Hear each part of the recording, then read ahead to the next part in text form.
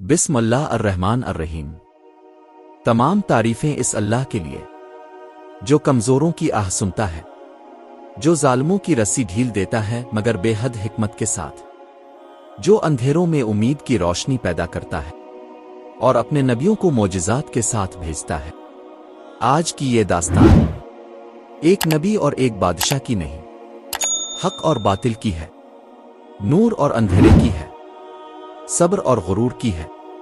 یہ وہ قصہ ہے جسے سن کر دل نرم ہوتا ہے، ایمان تازہ ہوتا ہے اور انسان جان لیتا ہے کہ اللہ کی قدرت کے سامنے دنیا کا سب سے بڑا بادشاہ بھی کچھ نہیں۔ مصر کی وہ سلطنت جو زمین کا غرور تھی۔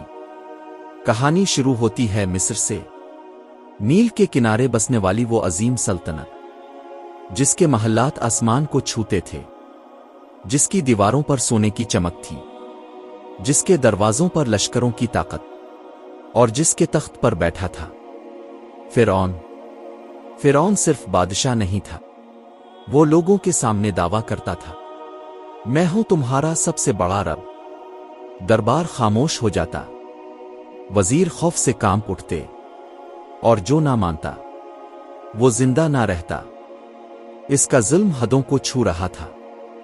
بنی اسرائیل اس کے غلام تھے، دن رات محنت، کبھی کوڑے، کبھی بے عزتی اور کبھی موت۔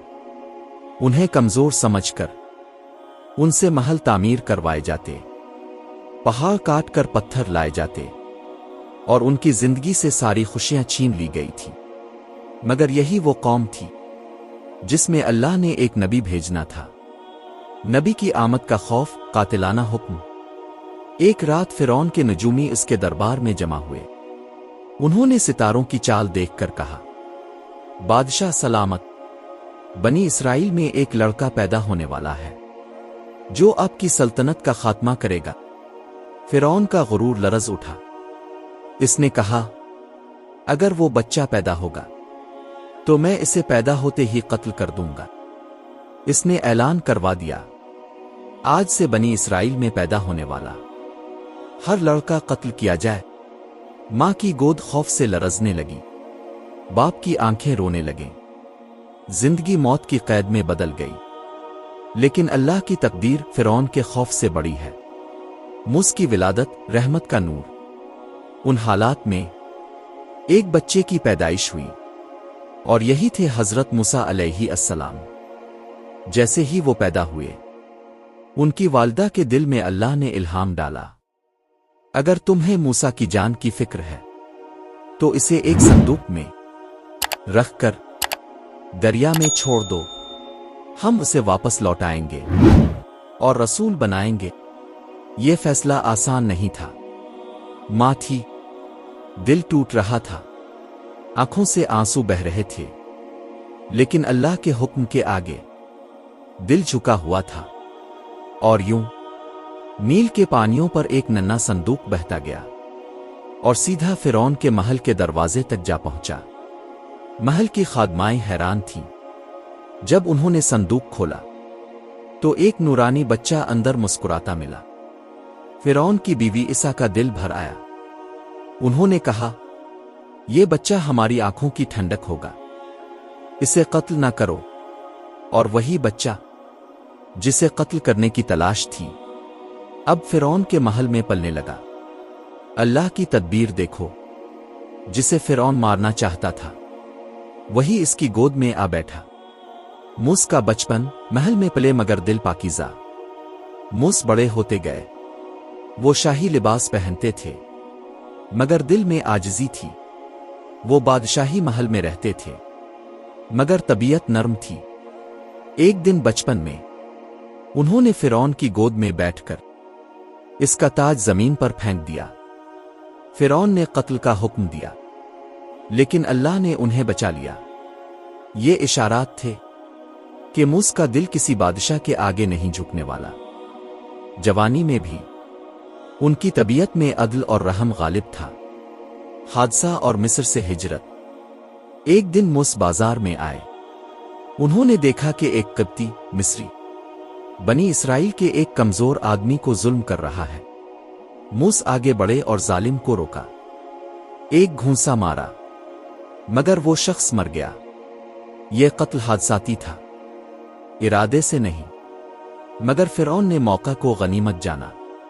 وہ چاہتا تھا کہ موسیٰ کو قتل کرے۔ ایک نیک شخص نے موسیٰ کو خبر دی، اے موسیٰ، لوگ تمہارے خلاف سازش کر رہے ہیں، یہاں سے نکل جاؤ۔ اور موسیٰ نے مصر چھوڑ دیا۔ ریگستان، تنہائی، بھوک، پیاس، سب کچھ برداشت کیا، مگر اللہ ان کے ساتھ تھا۔ مدین میں نیا سفر۔ موسیٰ مدین پہنچے، وہاں ایک کنویں پر دو لڑکیوں کو دیکھا جو بھیڑ سے بچ رہی تھیں۔ انہوں نے مدد کی، ان کے جانوروں کو پانی پلایا۔ یہ لڑکیاں حضرت شب کی بیٹیاں تھیں۔ شب نے موسیٰ کو اپنے گھر بلایا، عزت دی، امانت داری دیکھی، اور بالآخر بیٹی کا نکاح کر دیا۔ سال گزرتے گئے۔ ایک دن موسیٰ نے گھر والوں سے کہا، چلو واپس مصر چلتے ہیں۔ ان کے دل میں احساس تھا کہ اللہ نے کوئی بڑا کام ان کے لیے رکھا ہے۔ قوت اور اللہ کا خطاب۔ سفر کے دوران ایک رات موسیٰ نے پہاڑ پر ایک روشنی دیکھی۔ وہ سمجھا آگ ہوگی اور گرمائش مل جائے گی، مگر وہاں دنیا کی سب سے عظیم ملاقات ان کا انتظار کر رہی تھی۔ ایک آواز گونجی، اے موسیٰ، میں ہوں اللہ۔ پہاڑ کانپ رہا تھا، زمین لرز رہی تھی، اور ایک انسان اللہ کے نور کی تجلی کے سامنے کھڑا تھا۔ یہاں انہیں نبوت ملی، معجزات ملے، اور مشن ملا۔ فرعون کے پاس جا، وہ سرکش ہو گیا ہے، اسے میری راہ کی طرف بلا۔ دربان فرعون، پہلی ملاقات۔ موسیٰ واپس مصر آئے، بھائی ہارون ساتھ تھے۔ وہ فرعون کے دربار میں داخل ہوئے، وہی دربار جہاں حکم چلتا تھا، جس کے سامنے لوگ جھکتے تھے۔ فرعون نے طنزیہ انداز میں کہا، یہاں کیوں آئے ہو؟ تم نہیں جانتے کہ میں خدا ہوں؟ موسیٰ نے مضبوط آواز میں کہا، تو رب نہیں، میں اللہ کا رسول ہوں، اپنی قوم کو آزاد کر دے۔ فرعون ہنسا، کیا ثبوت ہے کہ تم رسول ہو؟ موسیٰ نے عصا زمین پر پھینکا اور وہ اژدھا بن کر چلنے لگا۔ ہاتھ اپنی بغل سے نکالا، نور سے چمک اٹھا۔ فرعون نے دیکھا، دل ڈر گیا، مگر غرور نہیں ٹوٹا۔ اس نے ساحروں کو بلایا، سارے شہر سے جادوگر اکٹھے کیے گئے۔ انہوں نے رسیاں پھینکیں، وہ سانپ نظر آنے لگے۔ موسیٰ نے عصا پھینکا، اژدھے نے سب کو نگل لیا۔ ساحر فوراً سجدے میں گر پڑے۔ ہم ایمان لائے رب موسیٰ و ہارون پر۔ فرعون غصے سے آگ بگولا، تم نے مجھ پر ایمان قبول کیا بغیر میری اجازت؟ میں تمہیں سولی پہ چڑھواہے گا۔ مگر مومنین کہہ چکے تھے، ہمیں پھر بھی ایمان سے نہیں ہٹائیں گے۔ اللہ کے عذاب ایک کے بعد ایک۔ فرعون بضد تھا کہ موسیٰ کی بات نہیں مانے گا، تو اللہ نے عذاب نازل کیے۔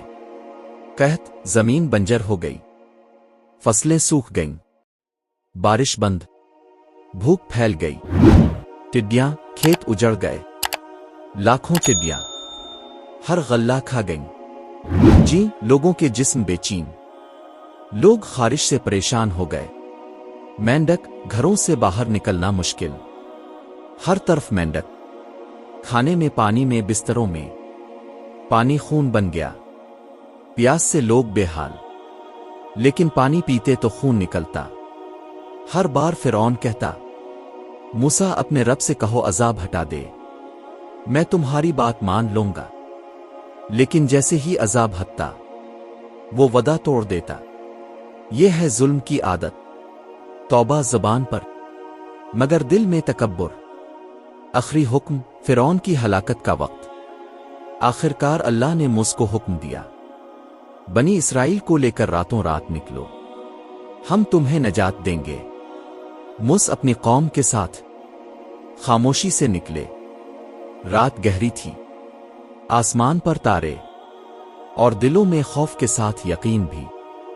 صبح ہوئی تو فرعون کو خبر ملی، بادشاہ سلامت۔ بنی اسرائیل بھاگ گئے۔ فرعون کا غرور آگ بن گیا۔ اس نے حکم دیا، اوج تیار کرو، گھوڑے نکالو، میں موسیٰ کو پکڑ کر دکھاؤں گا۔ سمندر کے کنارے خوف اور یقین کا امتحان۔ بنی اسرائیل سمندر کے پاس آ کھڑے ہوئے، پیچھے فرعون کی فوج، آگے بے کنار پانی۔ لوگ چلوانے لگے، اے موسیٰ، ہم تو پھنس گئے۔ موسیٰ نے کہا، نہیں، میرا رب میرے ساتھ ہے، وہ مجھے راستہ دکھائے گا۔ یہ یقین نبی کا یقین تھا، جو ناممکن کو ممکن بنا دیتا ہے۔ سمندر کا چیرنا اللہ کا عظیم معجزہ۔ اللہ نے فرمایا، اے موسیٰ، اپنے عصا کو سمندر پر مارو۔ موسیٰ نے عصا مارا، اور پھر تاریخ نے وہ منظر دیکھا جو کبھی نہ پہلے دیکھا گیا، نہ کبھی دوبارہ دکھایا جائے گا۔ سمندر دو حصوں میں تقسیم ہو گیا، پانی دیواروں کی طرح کھڑا تھا، درمیان میں خشک راستہ بن گیا۔ بنی اسرائیل حیران، کانپتے قدموں سے اس راستے پر چلنے لگے۔ یہ اللہ کی قدرت تھی، جس کے سامنے سمندر نے بھی سجدہ کیا۔ غرور کی آخری سانس، فرعون کی موت۔ فرعون نے سمندر میں داخل ہوتے ہوئے کہا، اگر موسیٰ گزر سکتا ہے تو میں کیوں نہیں؟ فوجیں بھی چل پڑیں، لیکن جیسے ہی موسیٰ آخری سرے پر پہنچے، اللہ نے حکم دیا، سمندر بند ہو جائے۔ پانی کی دیواریں ٹوٹ گئیں، چیخیں شور، بھاگتے گھوڑے، ڈوبتے سپاہی، اور غرور کے ساتھ لڑتا فرعون۔ ڈوبتے ہوئے اس نے چیخ کر کہا، میں ایمان لایا اس رب پر جس پر موسیٰ ایمان لایا۔ اللہ نے فرمایا، اب جبکہ تم پہلے فسادی تھے اور سرکش تھے، اور یوں وہ بادشاہ جس نے خود کو خدا کہا تھا، پانی کے ایک قطرے کے سامنے بے بس ہو گیا۔ ایک نشان ہمیشہ کے لیے۔